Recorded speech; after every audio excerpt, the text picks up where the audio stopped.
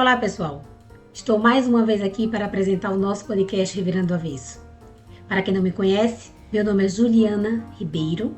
Eu sou a idealizadora e apresentadora deste podcast, que é um produto do Terraço da Gente. Se vocês quiserem conhecer um pouco mais do Terraço da Gente, vocês podem visitar o nosso site, que é o www.terracodagente.com.br, e também visitar as nossas redes sociais, o Instagram e o Facebook, no @terracodagente. Esperamos vocês por lá. Hoje, o Revirando do Avesso trouxe Cleidson Nascimento para falar para a gente um pouquinho sobre as faces do direito urbanístico e a mudança climática, né, Cleidson? Eu vou fazer aqui uma breve apresentação de Cleidson, que tem um currículo, na verdade, invejável. Cleidson é o procurador do Estado, advogado, pós-doutor em Direitos Humanos e Sociais pela Universidade de Salamanca, na Espanha, é doutor em Direito pela Pontifícia Universidade Católica de São Paulo, mestre em Direito Público pela Universidade Federal de Alagoas, a UFAL, é especialista em Direito Público pela Pontifícia Universidade Católica de Minas Gerais, especialista em Gestão Acadêmica e Docência no Ensino Superior pela Faculdade Pio X, aqui, em Aracaju, graduado em Direito pela Universidade Federal de Sergipe, é professor de graduação e pós-graduação em Direito, professor efetivo do Instituto Federal de Sergipe, advogado, que eu já falei, parecerista. Foi conselheiro seccional da OAB Sergipe em 2016 a 2018 e depois novamente em 2019 a 2021, não é isso? E diretor-geral da Escola Superior de Advocacia também nesse mesmo período, 2016, 2018 e 2019 a 2021. Foi procurador-chefe da Coordenadoria Previdenciária da PGE Sergipe, de 2019 a 2023. Atualmente é coordenador pedagógico da Escola Superior da APESE, a Associação dos Procuradores do Estado de Sergipe. É membro do Conselho Estadual de Previdência Social do Estado de Sergipe, com certificação profissional da Secretaria de Previdência. Membro do Instituto Brasileiro de Direito Urbanístico e do Instituto Brasileiro de Direito Contratual.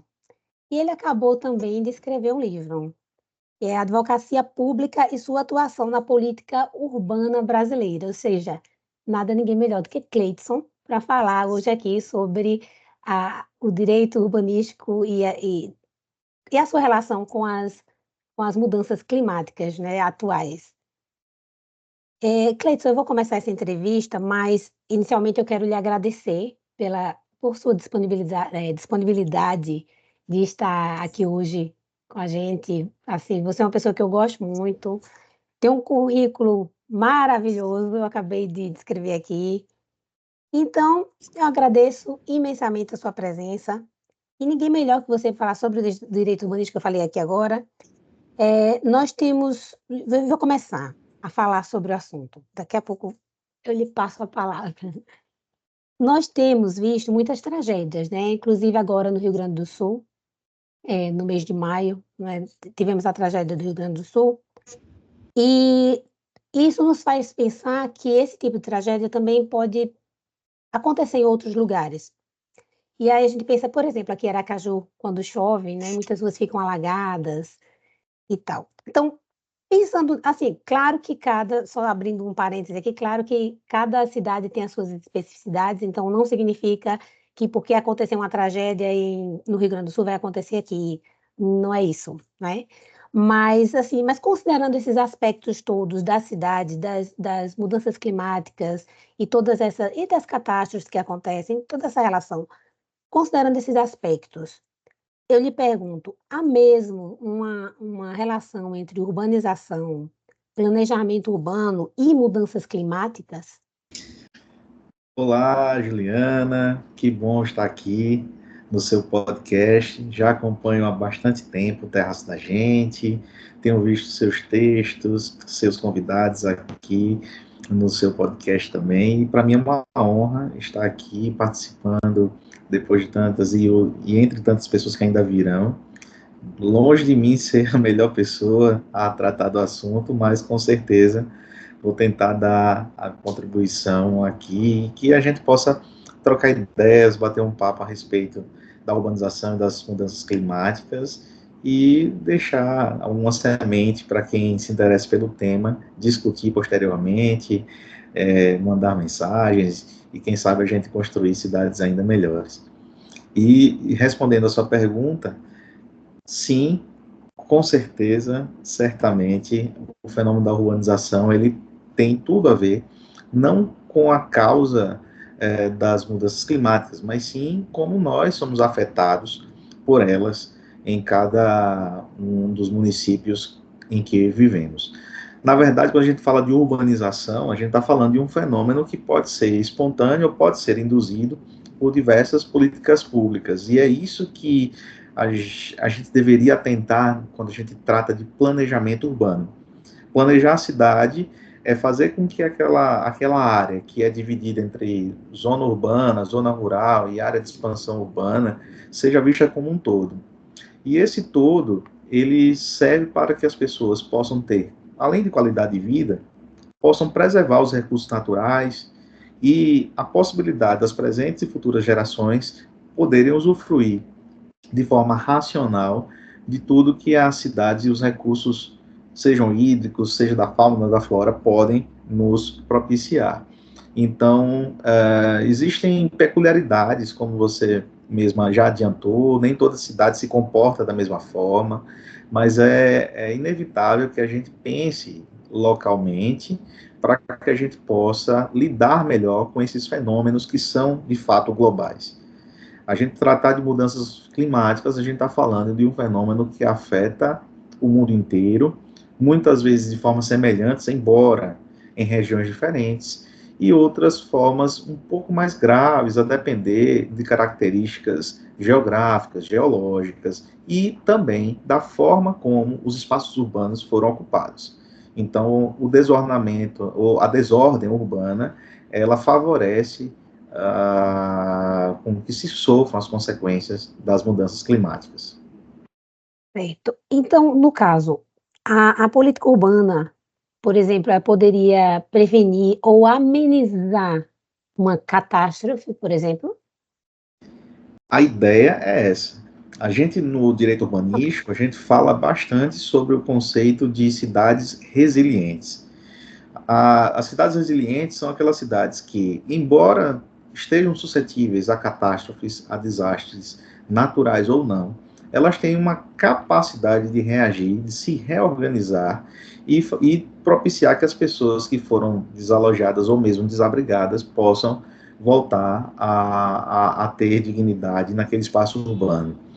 Então, quando a gente fala de planejamento urbano e catástrofes naturais, a gente deve lembrar que, primeiro, a ocupação irregular de áreas de encostas, de áreas que já foram devastadas, de áreas de morros, alguns fenômenos de favelização em grotas, em depressões, são situações urbanas corriqueiras e altamente previsíveis quanto ao acontecimento de tragédias, de catástrofes. Então, a gente teria como prevenir grande parte das consequências desses fenômenos se o poder público e também com a coordenação com a própria sociedade civil tivessem atentos a essas questões. A gente tem, ao longo dos últimos anos, ou diria das últimas décadas, um fenômeno meio cíclico, né, Juliana? Você deve se recordar que agora a gente assiste o sofrimento do Rio Grande do Sul, mas há alguns anos já foi em Santa Catarina, em algumas épocas em São Paulo, até mesmo em Belo Horizonte, no centro de Belo Horizonte, há poucos anos a gente assistiu isso. E aqui no Nordeste, a gente também tem algumas afetações das águas, mas a gente também tem afetação do clima árido, né, de algumas regiões do sertão, sobretudo. Então, a gente não tem como mudar a natureza, mas os impactos que o ser humano causa na natureza e que podem acabar acarretando em catástrofes e favorecendo as mudanças climáticas, claro. A urbanização, por exemplo, ela passa pelo desincentivo aos transportes que causem poluição. A gente, quando trata de aquecimento global, a gente pensa também no uso de energias limpas, né? Falando sobre transporte urbano, quanto mais se incentiva o transporte individual por meio de carro, principalmente carros a combustão, você certamente terá um maior impacto no aquecimento global. E por aí vai. São várias iniciativas que vão, claro, depender de cada localidade, mas o mais importante é que se pense, que se abra para pessoas com capacidade técnica e a sociedade civil participarem dessa construção, sobretudo as pessoas mais afetadas. Às vezes é difícil a gente ver o poder público dialogar com as camadas mais pobres da sociedade, as camadas mais humildes, mais necessitadas, mas é em favor delas que o poder público deve trabalhar mais fortemente, porque são essas que são normalmente mais vulneráveis. E no caso específico, porque você falando, ainda pegando esse gancho aí que você estava falando, mas no caso específico de Aracaju, por exemplo, que eu estou pegando exemplo, no caso específico de Aracaju, quais os principais problemas da cidade de Aracaju que poderiam colocar em risco essa sustentabilidade? Veja, Aracaju, embora seja uma cidade que inicialmente foi planejada, se a gente lembrar de Aracaju como aquela antiga vila que Inácio Barbosa vislumbrou que poderia ser nossa capital, lá em meados do século XIX, né? Em 1855. No quadrado de Pirro. Isso, aquele tabuleiro de xadrez que desce do Santo Antônio ao centro, ele se perdeu, né? Na sua expansão.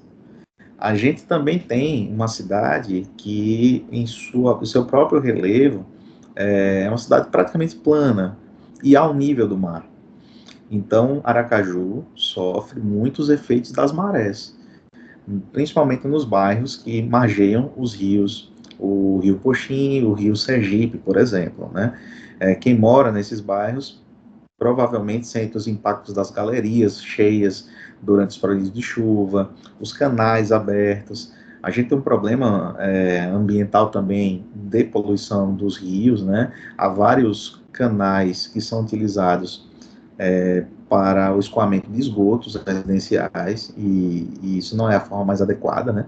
A gente depende de sistemas de tratamento desse esgoto. E Aracaju também tem algumas áreas que tem algum relevo que sofre também com o assoreamento, né, nas regiões de encosta, sobretudo naquela área próxima ao aeroporto, na zona de expansão. Então, a gente tem várias partes da cidade, embora Aracaju seja uma capital de menor porte, digamos assim, mas é uma capital, já passamos dos 600 mil habitantes, de acordo com o último censo, e a gente tem uma cidade que é muito pouco arborizada, né? A gente poderia ter uma arborização muito maior, a cidade poderia ser muito mais agradável com essa arborização, não só do ponto de vista climático e de conforto climático, na verdade, né? Porque a arborização traz tanto a sombra, as copas das árvores favorecem isso, mas também do ponto de vista visual, né? Uma cidade mais gostosa de se conviver, de se caminhar, de se observar. A gente tem muitos prédios, a gente tem uma orla belíssima, mas é construída também, né? Eu sou um verdadeiro fã de Aracaju e acho que a gente tem espaço para avançar muito mais. É uma pena que nos últimos anos a gente não tenha tido tantos investimentos na questão ambiental. E, assim, ou seja, a cidade ela cresce de uma forma desordenada, né, ela tem crescido. Mas existe algum planejamento urbano, que assim, como é o plano diretor, né, porque seria o plano diretor da cidade.